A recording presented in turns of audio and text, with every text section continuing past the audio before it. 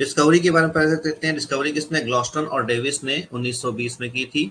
और ये अपने प्लांट में पाए जाने वाला अकेला गैसियस हार्मोन होता है और अपने फैमिली का अकेला मेंबर है। जैसे हमने ऑक्सिन देखा, जिबरेलिक एसिड देखा, साइटोकाइन देखा, इन सभी में आपको मल्टीपल फॉर्म, अलग अलग स्ट्रक्चर दिखाई पड़ेंगे। बट यहाँ पर जो इथाइलिन है, इथाइलिन का केवल एक ही स्ट्रक्चर है, उससे कोई भी दूसरे डेरिवेटिव फॉर्म नहीं है।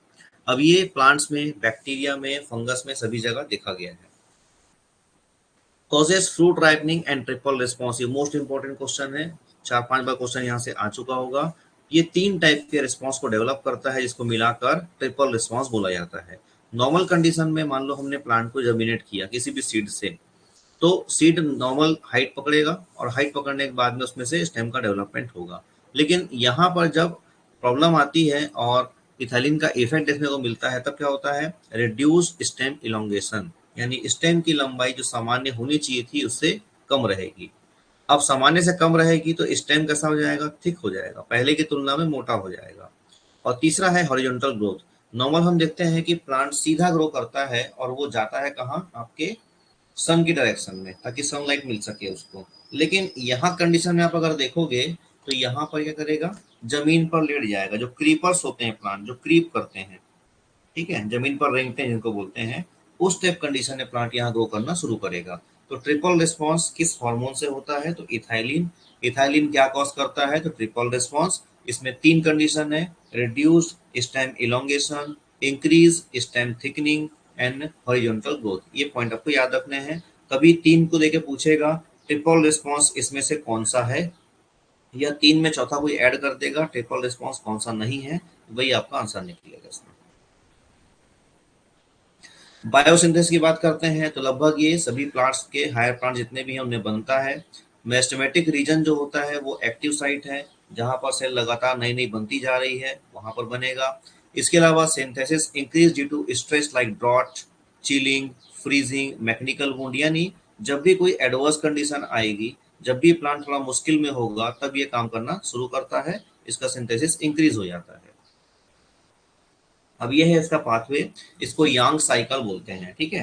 तो यहाँ पर जो इंपॉर्टेंट टॉपिक्स हैं उसमें ये है कि पहला इसका प्रिकर्सर मॉलिक्यूल कौन सा है। तो देखो यहाँ पर प्रिकर्सर मॉलिक्यूल में कौन सा है, मिथियोनिन है। अब ये मिथियोनिन देखो यहाँ पर एडोमेट सिंथेसिस नाम का एंजाइम काम करेगा। ये एटीपी लेने के बाद में, ठीक है, यहाँ पर फॉस्फेट निकालेगा, क्या बनाएगा, एस एडनोसिल मिथियोनिन, या शॉर्ट में इसको एडोमेट कहते हैं। ये आपके एग्जाम में पूछा हुआ है, 2016 पेपर देखेंगे तो मिल जाएगा आपको।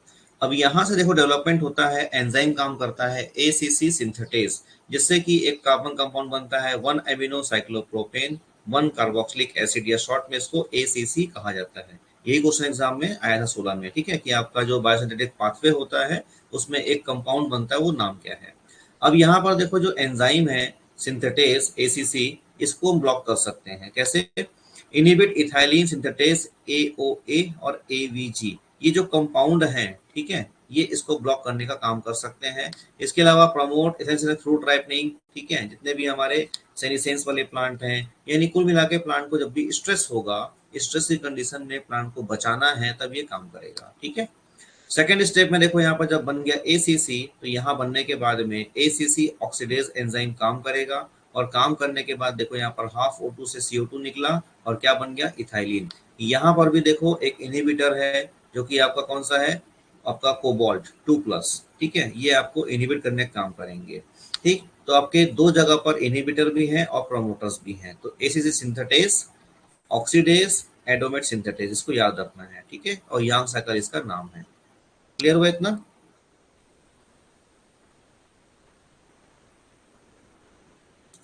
ठीक, ये मैंने शॉर्ट फॉर्म बनाया हुआ इसका, देखो ये है इसके इनहिबिटर्स, ठीक है। एईवीजी या एवीजी नाम था एमिनो इथॉक्सी वाइनिल ग्लाइसिन, और एओए मतलब ऑक्सी एसिटिक एसिड, ठीक है। और यहाँ पर इनहिबिटर है कोबाल्ट आयन, ठीक। अब जो एब्सिसिन की बात हम लोग कर रहे थे ऑक्सीजन से, यहाँ दिखाता हूँ। देखो नॉर्मल टिश्यू जो डायग्राम नंबर ए और बी आपको दिख रहा होगा डिफरेंस, यहाँ पर कोई गैप नहीं है प्लांट के टिश्यू में, जबकि यहाँ पर गैप दिख रहा है। तो होता क्या है कि जैसे जैसे एब्सिसिन लेयर सिंथेसिस होती है, तो देखो अपर डर्मिस के पार्ट से टिश्यू जो है वो धीरे धीरे आइसोलेट होना शुरू हो जाता है, अलग होना शुरू हो जाएगा, और सबसे आखिरी में जो वेस्कुलर बंडल है केवल वही बच जाता है। तो जब प्लांट के पास में क्या है, पूरा टिश्यू अपर लोअर साइड का हट गया है, केवल आपका जाइलम फ्लोएम अटैच है, जब तेज हवा चलेगी तो वो थोड़ा सा मूव करेगा, हिलेगा, और जैसे ही मूव करेगा तो ये क्या होता है, वजन की वजह से टूट के गिर जाता है। इसका फायदा क्या होता है, जब एब्सिसिन लेयर बनता है तो देखो ये कोई भी टिश्यू अगर सडनली हम जैसे गए फल पत्ता तोड़ लेते हैं, फूल तोड़ लेते हैं, तो हमने जब तोड़ लिया तो वो तोड़ने के बाद में सैप निकलेगा, और अगर यहाँ से सैप निकलेगा तो एयर स्पोर में क्या है, बैक्टीरिया, फंगस, वायरस कुछ भी हो सकता है। इसके स्पोर यहाँ से एंटर कर सकते हैं, प्लांट को इन्फेक्ट कर सकते हैं। तो प्लांट इससे बचने के लिए धीरे धीरे सेल को यहाँ से तोड़ना शुरू करता है, और यहाँ पर कैलोज नाम का काला काला जो कंपाउंड होता है वो डिपॉजिट होना शुरू हो जाता है, जिससे जब ये पत्ता या फ्रूट गिरेगा तो प्लांट का जो सैप है वो बाहर नहीं निकलेगा, और उससे इन्फेक्शन होने के चांसेस प्लांट के बच जाएंगे। तो हमारा जो इथाइलिन क्या करेगा, एब्सिसिन लेयर के सेल्स को प्रमोट करता है, यानी जब फूल को गिराना है, फल को गिराना है, पत्ते गिराना है, तब ये काम करेगा। इसीलिए इसको स्ट्रेस हार्मोन बोला गया है। स्पेशली ये काम तब करेगा जब प्लांट को पानी की कमी होगी, जैसे बहुत तेज गर्मी हो गई, बहुत तेज ठंडी हो गई, ठीक है, ऐसी कंडीशन में काम करेगा ये जो बता रहा था कि लगातार जो टिश्यू डैमेज होगा, टिश्यू ओल्ड हो जाएगा, तो उससे जितनी भी चीजें सब धीरे धीरे निकाल ली जाएंगी और लास्ट में ये निकल के हट जाएगा वहां से।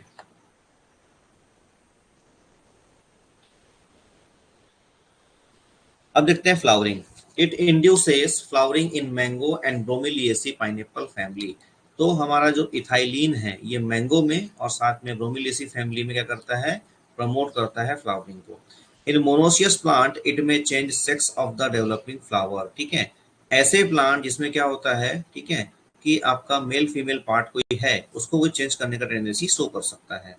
कुकुम्बर इट में प्रमोट फीमेल फ्लावरिंग, यानी कुकुम्बर के जो प्लांट हैं, ठीक है, हमारे जो कद्दू खीरा वाली फैमिली है, इसमें देखा गया है कि ये फीमेल फ्लावरिंग को प्रमोट करने का काम करता है।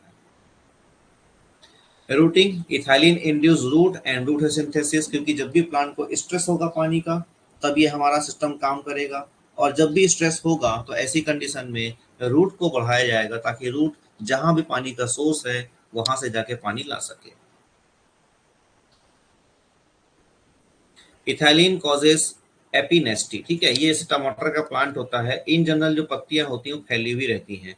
सेकेंड डायग्राम में दिख रहा होगा वो डाउनवर्ड मूवमेंट हो गई है, नीचे की तरफ मुड़ गई है थोड़ी सी, ठीक है, जैसे हम अपने हाथ को सीधा रखें और उंगलियों को हल्का सा अंदर की तरफ मोड़ लें वापस, तो इस तरीके से पत्ते हल्के से मुड़ जाते हैं, इसको बोलते हैं एपिनेस्टी। ये एग्जाम में क्वेश्चन आ चुका है आपका क्रॉस मैचिंग के फॉर्म में 4 नंबर पे। ये है फ्रूट राइपनिंग। इथाइलिन जो होता है, जब भी आपने कभी देखा होगा, ऐसे भी मैंगो का सीजन है, तो पके हुए फल के पास में आप जाओगे तो आपको अलग सी महक आती है। वो अलग सी महक आपको जनरल नहीं आएगी किसी सब्जी फ्रूट से, जब एकदम पका हुआ फल रहेगा तभी आपको आएगी। तो दो टाइप के फ्रूट होते हैं, क्लाइमेक्टेरिक और नॉन क्लाइमेक्टेरिक। क्लाइमेक्टेरिक फ्रूट ऐसे फ्रूट होते हैं कि एक पका हुआ फल रख दो, जैसे टमाटर, एक सड़ा हुआ टमाटर आप कोई टोकनी में रख दो, अगले दिन देखोगे तो तेजी से सारे टमाटर सड़ना शुरू हो जाते हैं, ठीक है। तो ऐसे फ्रूट जिनको गैसियस हार्मोन की वजह से एक भी खराब जो फल है उसकी वजह से तेजी से सड़ना गलना चालू हो जाता है, उसको बोलेंगे क्लाइमेक्टेरिक। और दूसरे ऐसे फ्रूट जिनके साथ में से अंगूर गुच्छा देखा होगा, कुछ एक दो खराब भी रहते हैं, बट उसकी वजह से पूरा गुच्छा खराब नहीं होता, और होता भी तो समय लगता है उस पर, तो इनको इफेक्ट नहीं पड़ता है, तो दूसरे क्या हो जाएंगे, नॉन क्लाइमेक्टेरिक फ्रूट। अब अगेन आते हैं यहाँ पर भी देखो, इथाइलिन का रिसेप्टर जो होता है ये भी क्या है, बैक्टीरियल टू कंपाउंड सिस्टम, जो हमने पहले देखा था वैसे ही होता है इसमें, ठीक है। इससे सब फैमिली है ETR1, ERS1, सब फैमिली 2 में EIN4, ETR2, ERS2, अलग अलग नाम इनका दिया गया है, अलग अलग प्लांट में डिस्कवरी हुई है इसके आधार पर।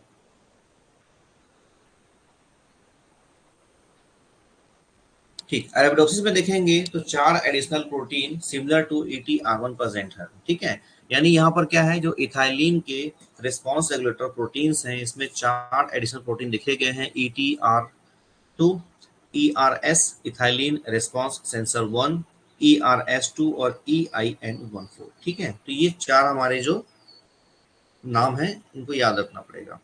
अब सभी प्रोटीन का स्ट्रक्चर हम देखें अगर, तो सबके पास में देखो दो टर्मिनस होता है, एक होता है एन टर्मिनस जहां पर एमिन ग्रुप रहेगा, और एक होता है सी टर्मिनस। तो जो एन टर्मिनस होता है सेल मेम्ब्रेन पर, जहां पर ये अटैच होगा ताकि एक्सेप्ट कर सके इथाइलिन, कम से कम क्या करेगा, उसको 3 बार क्रॉस करेगा। और यही पर सी क्या है, इथाइलिन बाइंडिंग साइट। अभी डायग्राम में दिखाई पड़ेगा ये चीज। सी टर्मिनस की बात करते हैं तो ये क्या है, होमोलोगस है डोमेन हिस्टिडीन काइनेस के, जो हमने पढ़ा अभी साइटोकाइन के चैप्टर पे। ठीक, अब देखो ETR1 का लोकेशन कहाँ है, ER है। Kinase activity is most effective for ethylene signalling, यानी इसके बिना काम नहीं हो सकता। सब फैमिली अपन देख चुके हैं कि ETR1, ERS1, ETR2, ERS2, EIN4, ये इसकी सब फैमिलीज हैं। EIN2 क्या चीज है, ये 12 पास एक प्रोटीन होता है। ठीक है, अगर इसमें म्यूटेशन हो गया तो जितने भी इथाइलिन है रिस्पॉन्स को ब्लॉक कर देगा ये, क्योंकि यही मॉलिक्यूल कहाँ जाएगा, न्यूक्लियस में जाके आगे काम करता है। ठीक है, अभी दिखाई देगा आगे में। ERE ethylene response element. ठीक है, ये क्या है, इथाइलिन के रेगुलेटेड जीन्स होते हैं जो डीएनए में पाए जाते हैं। ERF1 ethylene response factor 1 encode a protein belong to ERE binding protein. ठीक है, ये ERF जो होगा एक प्रोटीन को बनाएगा जिसका नाम है ethylene response element binding protein, यानी डीएनए का वो पार्ट जहां पर इथाइलिन के जो जीन्स हैं वो है। तो वहां पर जाके ये ट्रांसक्रिप्शन फैक्टर इंड्यूस होकर बाइंड करेगा, और बाइंड करने के बाद उस जीन को एक्टिवेट करेगा mRNA बनाने के लिए, क्योंकि जब तक mRNA नहीं बनेगा तब तक हमारा काम नहीं चल सकता, प्रोटीन नहीं बन सकता। EIN3 protein stability play important role in ethylene signalling, तो इसका जो रोल होता है इंपॉर्टेंट होता है, जितना स्टेबल रहेगा उतने अच्छे से काम कर पाएगा। अब इसके साथ में दो प्रोटीन और भी हैं जो रिडंडेंट हैं, मतलब व्यर्थ के हैं, काम नहीं है इनका, फिर भी पाए जाते हैं। तो EBF1 और EBF2 है। ठीक है, ये क्या करते हैं, प्रमोट यूबिक्विटिनेशन एंड डिग्रेडेशन, यानी कोई ऐसा प्रोटीन आ जाए जिसका हमारे पास काम नहीं है इस प्लांट सेल में, तो ये उसके साथ में अटैच हो जाएंगे, और अटैच होकर उसमें पॉली यूबिक्विटिन की चेन को ऐड कर देंगे। जैसे ही पॉली यूबिक्विटिन की चेन ऐड होगी तो 26S प्रोटियोसोम में इसको सिंगल सिंगल एमिनो एसिड के फॉर्म में तोड़ दिया जाएगा। Ethylene inhibit EBF1 and EBF2 dependent degradation of EIN3। तो करता क्या इथाइलिन, अगर EB1 और 2 आ जाए, EBF1 और 2 आ जाए, ये EIN3 को जाके डिग्रेड करने का काम करेंगे। तो अब ये आके EBF1 और EBF2 को ब्लॉक कर देगा। जब ये दोनों ब्लॉक हो गए तो आपका EIN3 स्टेबल हो गया, और यही आपका न्यूक्लियस में जाके सिग्नलिंग को बढ़ाएगा। ठीक है, देखो इस तरीके से पाथवे काम करता है। ठीक, अब ये देखो पहला, इसमें 4 डायग्राम है। पहला दिख रहा है कि इथाइलिन बाइंड हुआ है। ठीक है, इथाइलिन बाइंडिंग इनएक्टिवेट रिसेप्टर, यहाँ पर क्या होता है, पाथवे उल्टा चलता है। हमने अब तक ये देखा कि आपका जो सिग्नलिंग मॉलिक्यूल है वो सिग्नल लेके आया, पाथवे एक्टिवेट हुआ। यहाँ पर ऑलरेडी पाथवे एक्टिवेट है लेकिन इनहिबिटरी पाथवे एक्टिवेट है, चीजों को रोक के रखा हुआ है। तो इथाइलिन आएगा तो आने के बाद वो इनहिबिटरी पाथवे को ब्लॉक कर देगा, और जब ये पाथवे ब्लॉक हो जाएगा तो जो सिग्नलिंग हमारी स्टार्ट होना है वो हो जाती है। तो देखो पहला इथाइलिन बाइंड दिया, इसने क्या किया है ना, इथाइल रिस्पॉन्स स्टार्ट हो गया देखो ब्लॉक करने के बाद में। अब देखो इथाइलिन नहीं है तो ये सारे जो ETR1 से लेकर इतनी फैमिली है क्या करते हैं, इथाइलिन रिस्पॉन्स पाथवे को ब्लॉक करने का काम करते हैं। यानी ये पाथवे है लगातार अपने आप में एक्टिवेटेड है, इसको हमको रोकने की जरूरत पड़ती है। डायग्राम नंबर सी में देखो कि यहाँ पर बाकी तो ठीक है, लेकिन अगर एक में क्या हो गया है, मिस सेंस म्यूटेशन हो गया है, यानी प्रोटीन का फंक्शन कुछ ना कुछ खराब हो चुका है, कोई अलग टाइप का एमिनो एसिड वहां पर आ गया है, तो इसकी जो बाइंडिंग है वो नहीं हो पाएगी। जब बाइंडिंग नहीं हो पाएगी तो ये आगे के पाथवे को जो एक्टिवेट कर पाता था अब एक्टिवेट नहीं कर पाएगा। तो बाकी प्रोटीन तो ठीक, लेकिन एक की वजह से हमारा जो पाथवे है वो ब्लॉक हो गया। इसके बाद डिसरप्शन इन रेगुलेटरी डोमेन, अगर मान लो जहां पर इथाइलिन की बाइंडिंग है वहां पर किसी कारण से कोई डिस्ट्रक्शन हो गया, स्ट्रक्चर चेंज हो गया, तो ऐसी कंडीशन में भी जो आपका पाथवे है, ठीक है, वो इथाइलिन को बाइंड नहीं कर पाएगा। ठीक है, तो लगातार रिस्पॉन्स पाथवे जो होता है वो अपना काम करता जाएगा, चीजों को रोकता जाएगा। ठीक है,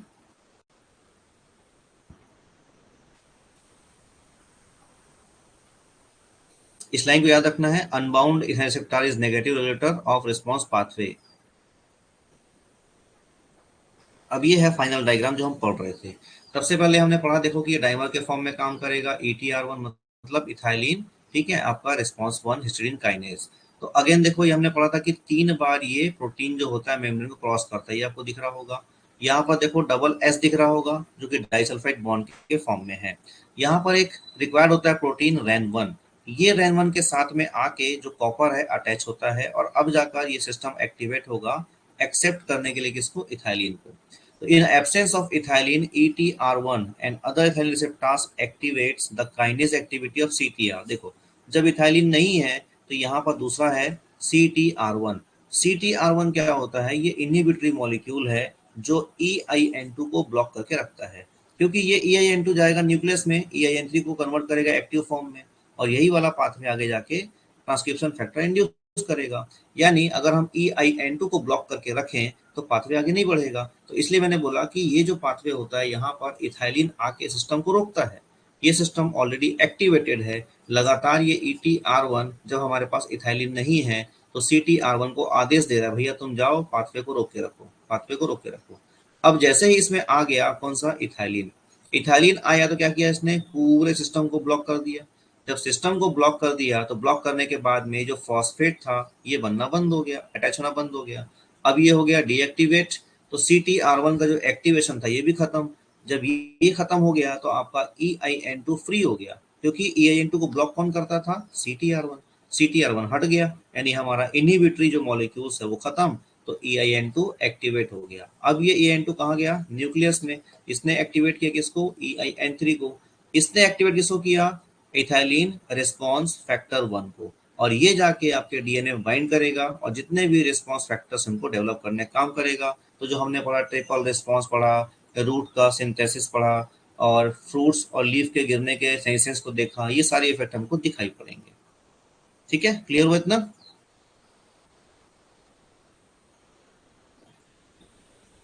ठीक, क्वेश्चन देते हैं, देखो ethylene binding to receptor does not lead to, ठीक है, क्या नहीं होता है आपका जो आंसर है, ठीक है, फॉस्फोरिलेशन। क्योंकि देखो डायग्राम पिछले देख लेते हैं, यहाँ पर देखो जब इथाइलिन नहीं था तब ये फॉस्फेट एक्टिवेट होकर सिग्नल दे रहा था इस वाले मॉलिक्यूल को।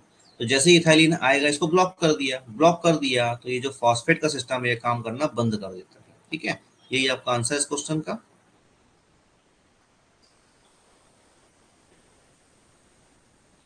नेक्स्ट वन देखो, typically morphological defect are routinely used in genetic screen to identify novel genes in signal transduction pathway. Which of the following morphology has been used to decipher the ethylene signalling pathway. कौन से use करते हैं, तो answer क्या आएगा, triple response, हमने जो starting में पढ़ा था। ठीक है, ये है आपका question. Ethylene is an important plant hormone that regulates several aspect of plant growth and development. Some of the statement are given below in relation to ethylene signalling pathway. तो यहाँ पर जो स्टेटमेंट दिए गए हैं इसमें से आपको पहचानना है सही क्या क्या है। ठीक है, अब देखो, पहला है unbound ethylene receptor work as a positive regulator, जो कि हमने पढ़ा था कि क्या है, वो नेगेटिव रेगुलेटर है। जब इथाइलिन बाइंड नहीं किया है तो सिग्नलिंग को ये रोकने का काम करता है, तो ये गलत हो गया आपका। उसके बाद क्यों, there are more than 2 ethyl receptor, हमने पढ़ा कि कितने हैं, 4 टाइप के या 5 टाइप के पढ़े हमने। फिर आ रहा है आपका the carboxy terminus of ethyl receptor ETR1 contain a domain homologous to histidine kinase catalytic activity. हाँ, ये हमने पढ़ा था कि आपके सी टर्मिनस पर कार्बोक्सिलिक ग्रुप होता है और वहीं पर हिस्टिडीन काइनेज होता है जो फॉस्फेट को लेता है और आगे ट्रांसफर कर देता है। फिर नेक्स्ट है as ethylene EIN2 insensitive encode a trans membrane protein the EIN2। देखो पहले वाले में क्या दिया हुआ है, नॉर्मल, अभी सेकेंड वाले में देखो स्मॉल कर दिया, मतलब ये म्यूटेशन हो गया है। तो mutation promote ethylene response in both seedling and adult. ये गलत है ये, कि आपका जो EIN2 जब नॉर्मल रहेगा, है ना, नॉर्मल कंडीशन में ही ये प्रमोट कर पाएगा, जबकि क्या बोल रहा है, ये म्यूटेशन होने के बाद में सीडलिंग में भी और मेच्योर प्लांट में भी नहीं कर सकता है। ठीक है, तो ये भी गलत हो गया। तो आपके दो स्टेटमेंट Q एंड R यहाँ पर सही स्टेटमेंट्स।